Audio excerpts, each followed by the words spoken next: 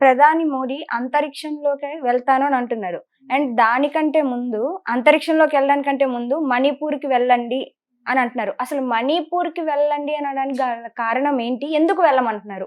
యాక్చువల్‌గా మణిపూర్ చాలా పెద్ద సమస్య అనమాట. చాలామంది చచ్చిపోయారు. సివిల్ వార్ జరిగిందక్కడ. వీళ్ళ పార్టీ కాదు, వీళ్ళకక్కడ పెద్ద ఇది లేదు. క్రిస్టియన్స్, వేరే క్యాస్ట్, వేరే రిలీజియన్స్ వాళ్ళు గొడవ పడుతున్నారు. ఆల్రెడీ దీని మీద ఒక 6 నెలలు, 7 నెలల క్రితం ఒక వీడియో చేశాం. కానీ నువ్వు ఎందుకు వెళ్ళలేదు అని రాహుల్ గాంధీ వీళ్ళందరూ అడుగుతున్నారు కాబట్టి, మెహబూబా వీళ్ళందరూ అడుగుతున్నారు కాబట్టి, ఇప్పుడు మళ్ళా తెర మీదకొచ్చింది. చాలా చాలా పెద్ద బూత్ ఏంటంటే, ప్రైమ్ మినిస్టర్ ఇప్పటివరకు దాని ప్రశ్న గాని, ప్రసక్తి గాని, హోమ్ మినిస్టర్ గాని, అది కూడా ఇండియాలో నార్త్ ఈస్ట్ అంటే గుండెకాయ లాంటిదని అందరూ అంటారు. కానీ ఆళ్ళు సరిగ్గా చూడరు. వాళ్ళకి కావాల్సింది ఇవ్వరు. జనాలు కొట్టుకు చచ్చిపోతున్నా కూడా నార్త్ ఈస్ట్ అంటే అటు సైడ్ అనమాట. త్రిపుర ఇవన్నీ ఉంటాయి కదా! వాళ్ళ గురించి ఎందుకు మాట్లాడరు మీరు అని చెప్పేసి చాలా గట్టిగా క్వెషన్ చేస్తున్నారు. వాళ్ళు కూడా పార్ట్ ఆఫ్ ఇండియా, ఒక స్టేట్ అది. సో, వీళ్ళకి అక్కడ మనుగడ లేదు. మనుగడ లేనంత మాత్రాన నీ స్టేట్ కాకుండా ఎలా అయిపోతుంది? నీ శరీరంలో ఓ భాగంలాగా. Uttarakhand, Manipur, all this north east, Assam ఇవన్నీ కూడాను. ఎస్పెషల్లీ ఆ ఊరు ఎందుకు, ఆ స్టేట్ ఎందుకు వెళ్ళలేదు నువ్వు? ఇప్పటి నుంచిగా చాలా కాలం నుంచి దానికి సమాధానం లేదు. ఇటు అమిత్ షాలోని సమాధానం లేదు, ప్రైమ్ మినిస్టర్ సమాధానం లేదు. సో, ఈలోగా రకరకాల అభిరుచుల్ని, మీకున్న అభిరుచుల్ని నేను ఇంకా చాలా స్ట్రాంగ్ మ్యాన్ అని చెప్పుకోవడం కోసం అంతరిక్షంలోకి, ఇప్పుడు మన సునీత విలియం ఎలా రాలేకపోతుందో అలాగా ఇప్పుడు ఆవిడ దెబ్బకి ఎవడు వెళ్ళడు ఇంకా. 10-15 రోజులు వచ్చేద్దాం అనుకుంది, 50-60 రోజులు ఉండిపోయింది అక్కడ. అర్థమైనప్పుడు she's not able to come. భూమి మీద దిగలేకపోతుంది అది. ఒకటి అంతరిక్షంలో ఉండిపోయింది. దాన్ని ఎలాన్ మస్క్ని అడుగుతున్నారు, నాసా చేయలేక నువ్వు వెళ్ళి రిపేర్ చేయని. అది ఎయిర్ బస్ వాళ్ళు బిల్డ్ చేసిన ఇదనమాట వెహికల్. దాంట్లో ఏదో టెక్నికల్ టెక్నికల్ ప్రాబ్లమ్స్ వచ్చి ఆవిడ కిందకి దిగలేకపోతుంది. ఎందుకంటే ఎక్కువైతే తిరిగి రాకపోవచ్చు. చాలా వరకు ఫీడ్ చేస్తారు. ఒక నెలల్లో వచ్చేవలసింది 90 రోజులు ఉండిపోతే ఎంత అని ఫీడ్ చేస్తారు. రిపేర్ చేయమని పంపిస్తున్నారు. ఇప్పుడు చేసిన తర్వాత గెలుస్తాడో గెలవడో కూడా తెలియదు. అది ఎలాన్ మస్క్ యొక్క స్పేస్ టెక్నాలజీలో చేయమంటున్నారు. ఆల్రెడీ అక్కడ కొన్ని ఉన్నాయి ఆల్రెడీ. ఎందుకు రాలేకపోతుంది? రష్యా పంపించిన శాటిలైట్ శకనాలు ఉంటాయి కదా, పార్ట్స్, అవంతా కమ్మేసినాయి. వాటిని దాటుకు రావాలి. మరీ అంత డీప్గా చెప్పకూడదు, కానీ అదొక పెద్ద సబ్జెక్ట్ అయిపోతుంది. ఓకే, చెప్పగలను ఇఫ్ దే వాంట్.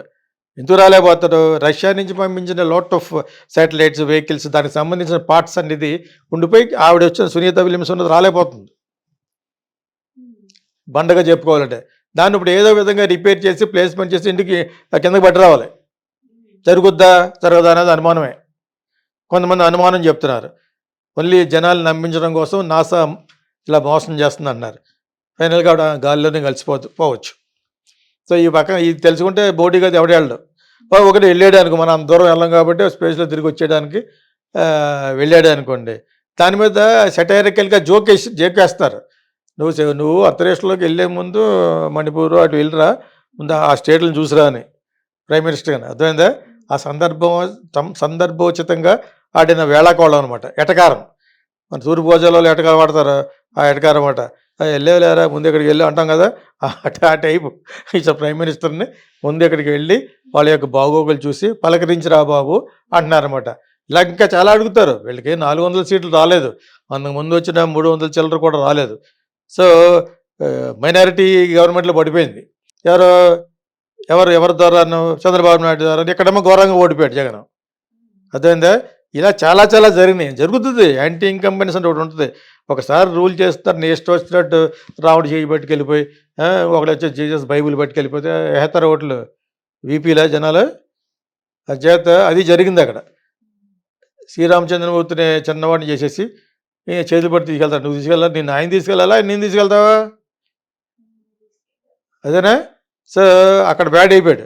నువ్వు ఎక్కడైతే జై శ్రీరామనో అక్కడ ఓడిపోయాడు. ఎందుకంటే 6 సీట్లు లేదని వాళ్ళు అన్నారు, మనం కాదు వాళ్ళు అన్నారు. రాహుల్ గాంధీ, మెహబూబా అని, ఇంకొక తృణమూల్ కాంగ్రెస్ చాలామంది అన్నారు. వీళ్ళు మెయిన్. రాజా చాలా బాగా మాట్లాడారు. వాళ్ళు యాక్చువల్లీ దేవుడిని నమ్మకపోయినా దేవుడు అనేది ఒకటి ఉంది, అది దాన్ని మేము నమ్ముతాం. డిఎంకే వాళ్ళు దేవుని నమ్మరు. ద్రావిడ మునీట్ర కజం అంటారు దాన్ని. ఓకే, అతను డిఎంకే. అంతకుముందు 3G స్కామ్లో కొన్ని వేల కోట్లు తినేసాడని చెప్పేసి కొంతకాలం జైలు కూడా పెట్టారు. సో అటువంటి రాజా మళ్ళా ఎలక్ట్ అయ్యారు. మళ్ళా ఏంటి మొత్తం స్వీప్ బీజేపీని గింటిన ఒకసారి తంతిమల బయటపడ్డది. ఒకడు కూడా గెలలేదు. అక్కడ అన్నామలై అని బాగా మాట్లాడతాడు, ఎక్స్ పోలీస్ ఆఫీసర్. పాప అతను ఒక్కడైనా గెలిచుంటే పార్లమెంట్లో అతనికి మినిస్టర్ కూడా ఇచ్చిండేవాడు. అతను ఫ్యూచర్ తమిళనాడుని మార్చడానికి వచ్చాడు అనుకుని అతను కూడా గెలలేదు కోయంబత్తూరులో. అసలు ఎవరు గెలలేదు, ఎవరు గెలరని చెప్పారు అంతే వాళ్ళు స్టైలిన్ వాళ్ళను గెట్అవుట్ అని. ఎవరు గెలలేదు. It is not that easy to win in Tamil Nadu. దానికి కూడా ఏళ్ళ పొరపాటే. జయలలిత ఏఐడిఎంకి అని కూడా ఉంది, అన్నా ద్రావిడ మునివిట్ట కజగం అని. దాన్ని చాలా నాశనం చేయడానికి ట్రై చేశారు వాళ్ళు, చేశారు ఆవిడ పోయిన తర్వాత. సో దాంతో కలిసి వీళ్ళు చేసి ఉంటే కొన్ని సీట్లు వచ్చి ఉండే. వీళ్ళకి ఓవర్ కాన్ఫిడెన్స్ ఇచ్చాడు అక్కడ అన్నామలై అన్న అతను. నేను ఎప్పటి నుంచో అనుకున్నాను అనమాట, ఇతను చాలా ఓవర్ చేసేస్తాడని. బాగా మాట్లాడతాడు, చాలా చాలా బాగా మాట్లాడతాడు. డిఎంకేలో ఉన్న వాళ్ళందరికంటే ఈ రోజున బాగా మాట్లాడతాడు. వాళ్ళ భాషలో మాట్లాడతారు యోగి వాళ్ళను. ఇతను ఇంగ్లీష్లోనే మాట్లాడతాడు, తమిళ్లో బాగా మాట్లాడు, తెలుగు కూడా వచ్చు అతనికి.